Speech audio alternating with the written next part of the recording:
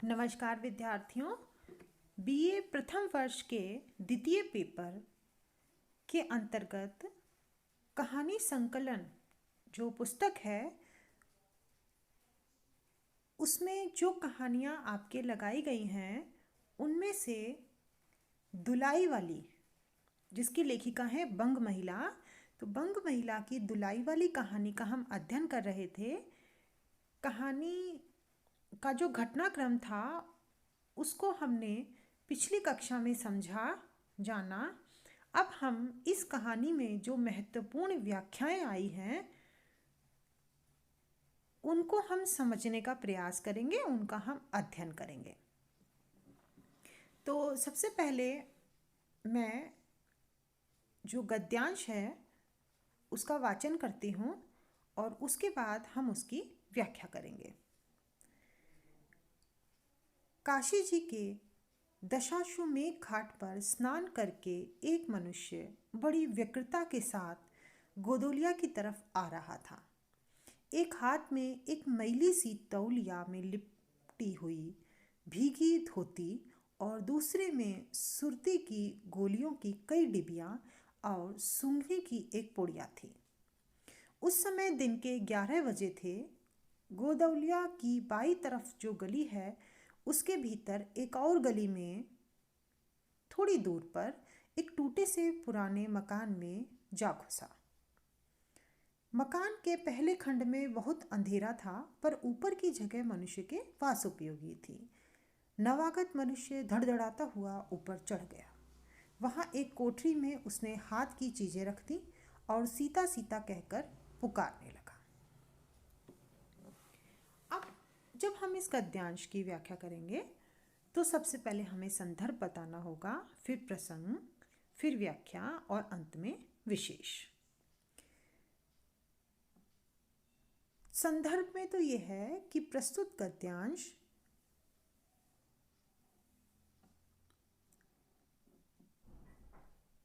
कहानी दुलाई वाली, जिसकी लेखिका बंग महिला हैं, जिनका वास्तविक नाम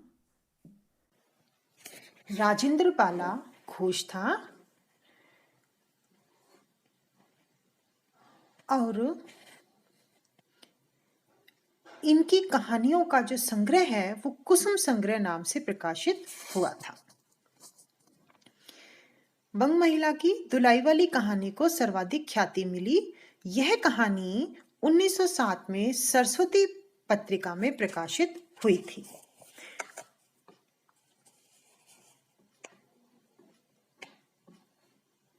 प्रसंग, क्योंकि यह जो गद्यांश है वो पाठ के शुरू में ही आया है, फिर भी हमें इसका कुछ प्रसंग तो बताना ही होगा।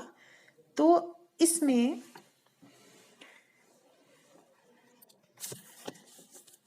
काशी के दशाश्वमेध घाट से स्नान करके वंशीधर नाम का जो एक पुरुष है वो लौट रहा है और उसकी बनारस में ससुराल है और वह अपनी स्त्री को विदा कराने के लिए आया है। उसके ससुराल में एक साला है, साली है और सास के सिवा कोई नहीं है।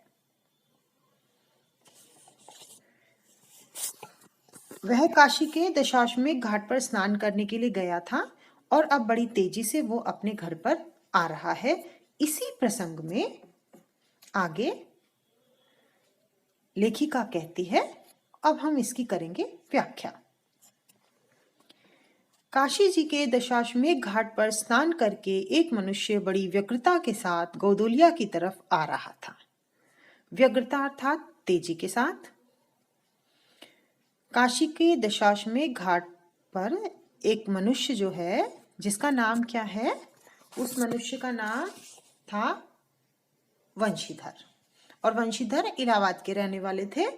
वो वंशीधर जो हैं वो दशाश्वमेध घाट पर उन्होंने स्नान किया और बड़ी तेजी के साथ गोदोलिया की तरफ वो आने लगे। गोदोलिया एक स्थान है, जगह का नाम है।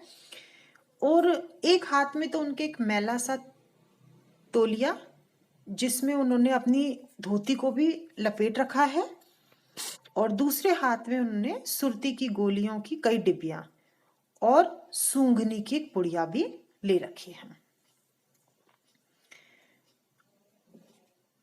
समय बताया गया है कि दिन के 11 बज रहे थे। गोदोलिया की बाईं तरफ जो गली है उसके भीतर एक और गली में थोड़ी दूर पर एक टूटे से पुराने मकान में जा घुसा।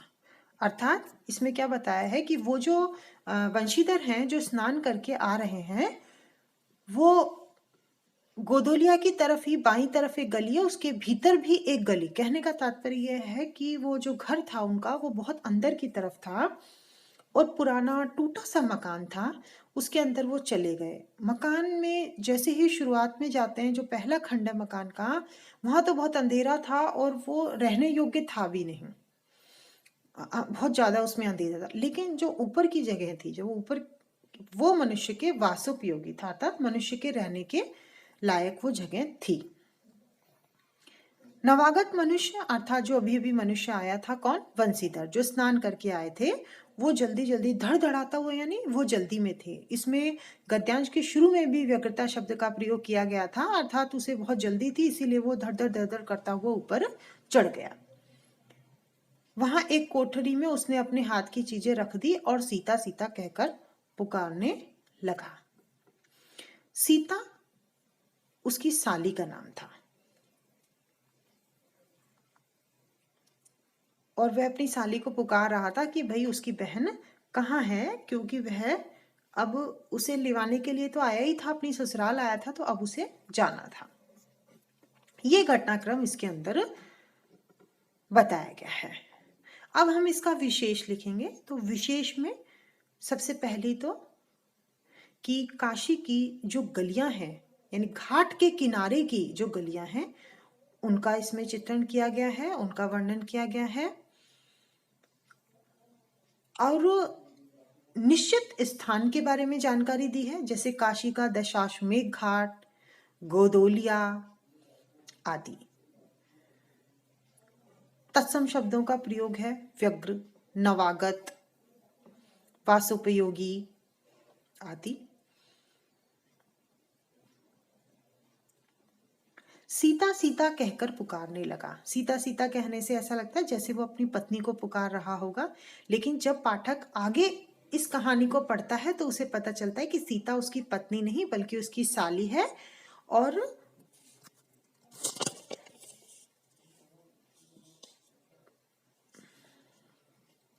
उसकी जो पत्नी है उसका नाम तो जानकी देई है।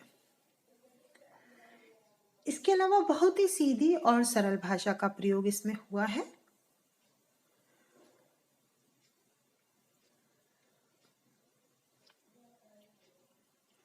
अब हम अपनी दूसरी व्याख्या पर आते हैं।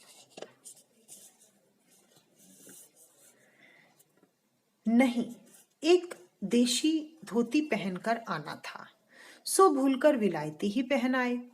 नवल कट्टर स्वदेशी हुए हैं ना, वे बंगालियों से भी बढ़ गए हैं, देखेंगे तो दो चार सुनाएंगे, बिना नहीं रहेंगे। और बात भी ठीक है, नाहत विलायती चीजें मोल लेकर क्यों रुपए की बर्बादी की जाए। देशी लेने से भी दाम लगेगा सही, पर रहेगा तो देश में ही। प्रस्तुत गद्यांश बंग महिला द्वारा रचित दुलाई वाली कहानी से लिया गया है। हिंदी की प्रथम कहानियों का जब जिक्र आता है तो दुलाई वाली का नाम सबसे पहले आता है। यह हिंदी की आरंभिक कहानियों में एक श्रेष्ठ कहानी है।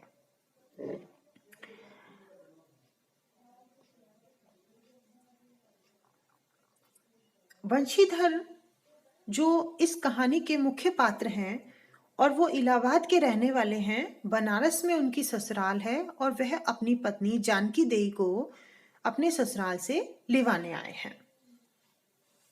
उनका एक मित्र है नवल किशोर, जो उनके रिश्तेदारी में तो ममेरे भाई हैं, पर दोनों में मित्रता बहुत घनिष्ठ है, बहुत पक्के मित्र हैं। ये कहें कि दोनों एक जान और दो जिस्म है। वंशीधर को पता लगता है कि नवल किशोर भी उसी गाड़ी से जाने वाले हैं जिस गाड़ी से उनको जाना था। तो नवल किशोर के कहने पर बंशीधर भी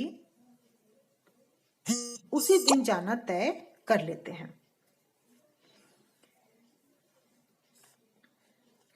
और वो बहुत जल्दबाजी में वो घर आकर अपनी पत्नी को बोलते हैं कि हमें आज ही चलना है, अपनी विदा आज ही करा लो। और वो जल्दी जल्दी पत्नी को विदा करा करके और इक्के में बैठ जाते हैं। जैसे ही वो लोग चले जा रहे थे और वंशीधर की नजर अपनी धोती पर पड़ती है, तो वो अचानक से ही थोड़े घबराते हैं, या वो कहते हैं कि हमसे कुछ गलती हो गई, हम कुछ भूल गए। इसी प्रसंग में अब यह व्याख्या है। नहीं, एक देशी धोती पहनकर आना था। जब उनकी पत्नी पूछती है कि क्या हुआ, क्या तुम कोई जरूरी चीज भूल आए हो, तो वो कहते हैं कि नहीं, एक गलती हो गई कि मुझे अपने देश की देशी धोती ही पहनकर आनी थी और मैं गलती से विलायती धोती पहन करके आ गया। अब ये गलती भी उन्हें इसलिए लग रही है क्योंकि नवल किशोर जो हैं, जो उनके मित्र हैं, वो कट्टर स्वदेशी हैं। इसीलिए उनको ऐसा लग रहा है कि अब अगर नवल किशोर देखेंगे तो उन पर नाहकी वो नाराज भी हो सकते हैं। और वो ये भी कहते हैं कि वो तो बंगालियों से भी बढ़कर है। बंगाली अपने क्षेत्र की चीजों को लेना पसंद करते हैं और वो उनको ये भी डर है कि अब वो जब मुझे देखेंगे तो दो चार सुनाएंगे। और वो ये भी कहते हैं कि बात भी ठीक है। ये जो उन्होंने पंक्ति दी है कि देखेंगे तो दो चार सुनाए बिना नहीं रहेंगे और बात भी ठीक है, इसका मतलब यह है कि वो जो देशी धोती पहनकर आना चाहते थे तो वो पूरी तरह से नवल किशोर के डर से नहीं पहनना चाहते थे। वो जानते थे कि नवल किशोर जो कह रहे हैं वो बिल्कुल सही कह रहे हैं। अपने देश की ही वस्तुएं हमें लेनी चाहिए। आगे वो इसका कारण भी बताते हैं कि नाहक विलायती चीजें मोल लेकर क्यों रुपए की बर्बादी की जाए, कि नाहक अर्थात बेकार में ही हम विदेशी चीजों को खरीद लें और अपने रुपए की बर्बादी कर देंगे। क्यों? क्योंकि हम अगर विदेशी वस्तुओं को खरीदेंगे तो हमारा जो पैसा है वो बाहर ही जाएगा, हमारे देश में काम वो नहीं आएगा। तो जो हमारे देश के लोग जो चीजें बना रहे हैं हमें वही लेनी चाहिए, हमें स्वदेशी अपनानी चाहिए। यहाँ पर गांधी जी का स्वदेशी का नारा भी महत्वपूर्ण हो गया है। देशी लेने से भी दाम लगेगा सही, पर रहेगा तो देश में ही। वो बहुत अच्छी और समझदारी की बात करते हैं कि देशी चीजें अगर हम लेंगे तो भी हमको पैसे देने हैं और विदेशी लेंगे तो भी पैसे देने हैं। लेकिन अगर हम देशी चीजों को खरीदेंगे तो पैसा हमारे देश में रहेगा, हमारे देशवासियों के काम आएगा। और अगर हम विदेशी वस्तुएं खरीदेंगे तो हमारा पैसा बाहर चला जाएगा, अंग्रेजों के काम आएगा।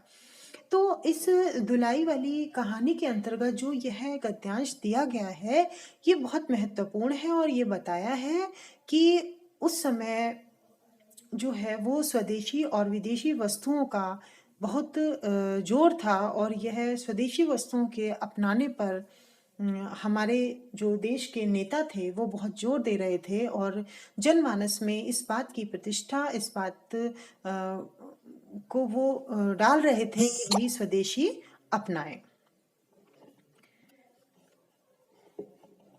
विशेष में तो इसमें यह है कि एक तो स्वतंत्रता संग्राम के समय स्वदेशी अपनाने पर जो जोर दिया था उसमें बंग महिला भी अपना योगदान करती है इस प्रकार का गद्यांश लिख करके।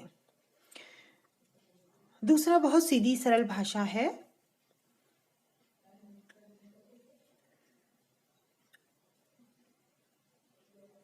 और नवल किशोर की विशेषता बताई गई है कि वो स्वदेशी के समर्थक थे और इस प्रकार वो एक देशभक्त भी थे, राष्ट्र प्रेमी भी थे। और साथ ही साथ उनके जो मित्र हैं ये अपने वंशीधर जी, वंशीधर वो भी स्वदेशी अपनाने पर जोर देते हैं और वो भी एक राष्ट्र प्रेमी हैं। इस प्रकार हमने इस पाठ की जो महत्वपूर्ण व्याख्याएं थी उनको हमने जाना, उनका हमने अध्ययन किया। धन्यवाद।